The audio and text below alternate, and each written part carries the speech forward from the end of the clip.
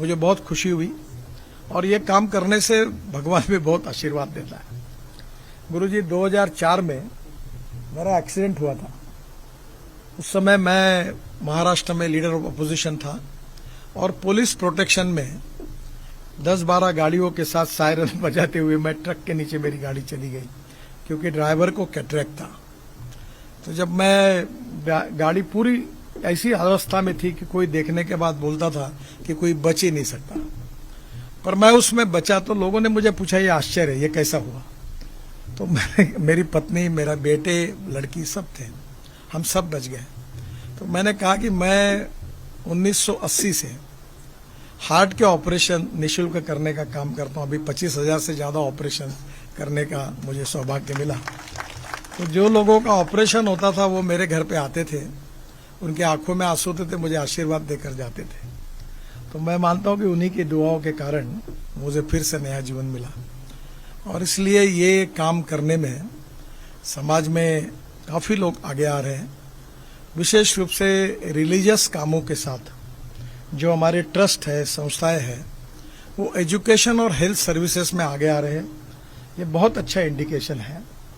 एक तरफ हमारे जीवन को हम बदले संस्कारों के आधार पर, स्पिरिचुअल साइंस के आधार पर, गुरुजी यहाँ है उनके मार्गदर्शन में, और दूसरी ओर हमारा सामाजिक दायित्व, social consciousness, social awareness and social responsibility इतनी ही जिम्मेदार है। मैं बहुत बार हमारे घर पर एक मैंने संस्कृत का गीत लिख के रखा है जो मेरे चेयर के सामने रहता है। मनसा सततम स्मरणीयम, वचसा सततम वदनीयम, लोकहितम मम करणीयम। कि मैं हर बार ये याद रखूंगा कि मैं अपना तो सभी देखते हैं और देखना भी चाहिए, पर उसके साथ जो शोषित है, पीड़ित है, दलित है, सामाजिक, आर्थिक, शैक्षणिक दृष्टि से पिछड़े हुए हैं, उन लोगों के जीवन में बदलाव लाने के लिए मैं क्या कर सकता हूं।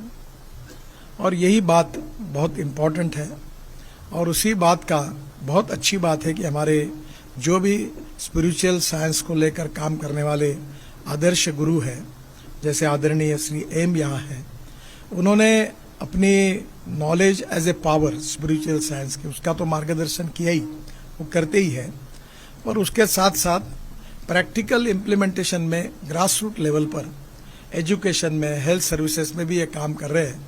ये हमारे लिए एक दिशा दर्शन है और मैं मानता हूं कि बहुत बार ये काम करना ये समाज के लिए सबसे आवश्यक काम है।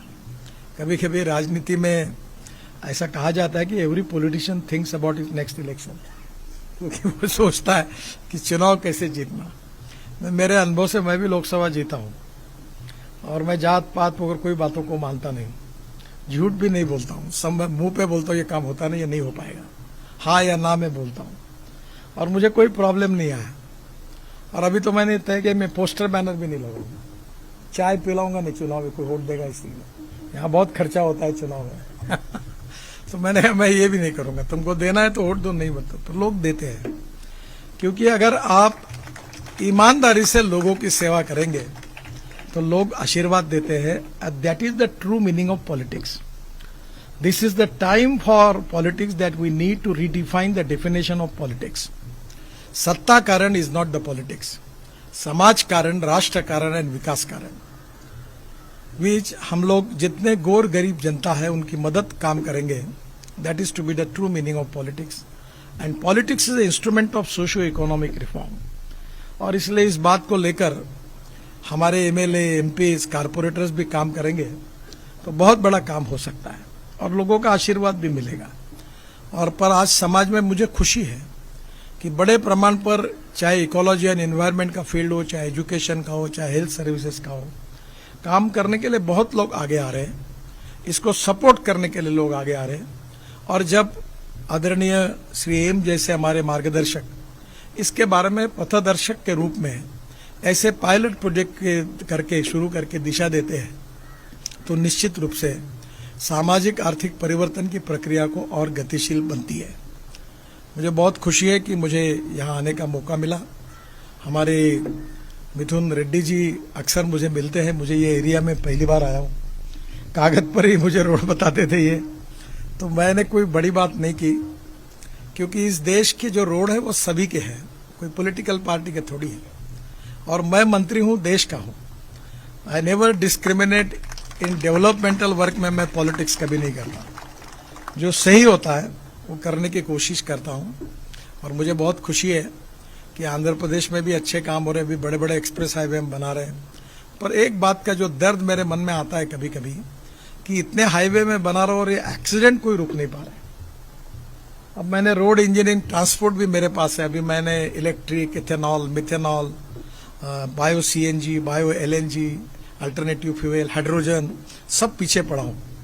मेरा एक सपना है कि मैं जल्द से जल्द इस देश में पेट्रोल, डीजल और फॉसिल फ्यूल को हद्दपार करूं, खत्म करूं। ये हजार्डस है, हमारे स्वास्थ्य के लिए समस्या है। और हमारा इंपोर्ट 16 लाख करोड़ का है। और मुझे इस बात की खुशी है, मैं 2004 से इसमें काम कर रहा हूं। मेरे पास हाइड्रोजन पे चलने वाली गाड़ी है, मेरे पास फ्लेक्स इंजन है, जो गाड़ी 100% बायो इथेनॉल पर चलती है। और अभी broken rice, corn, sugar cane juice, molasses, सबसे इथेनॉल बन रहा है। और अभी मैं अगस्त महीने में टोयोटा कंपनी की गाड़ियां 100% जो फ्लेक्स इंजन की है वो लॉन्च करने जा रहा हूं।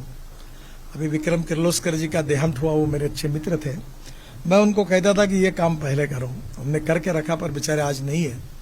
तो वैसे सुजुकी भी कर रही है, हमारे टू व्हीलर में बजाज, टीवीएस, हीरो ने भी किया है कि अब पेट्रोल के बजाय 100% बायो इथेनॉल यूज होगा।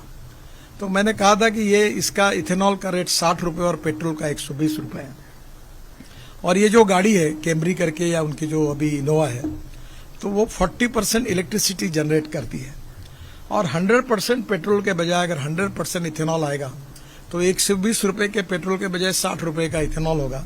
उसमें 40% तो बिजली तैयार करेगी और वो बाकी का एवरेज जो होगा उसका रेट कम होगा। तो पेट्रोल का भाव 15 रुपए लीटर आएगा।